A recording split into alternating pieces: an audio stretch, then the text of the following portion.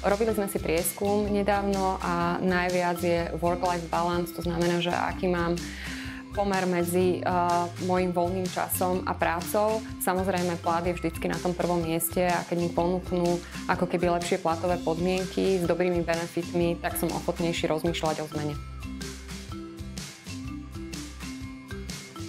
Určite áno.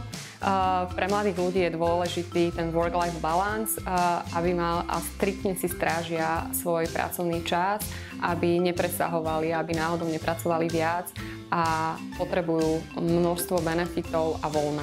Nemôžu ich brať ako jednu položku v rámci excelovskej tabulky, ale správať sa k ním ako keby na individuálnom prístupe a skôr je to naozaj o tých benefitoch a o tom pracovnom čase.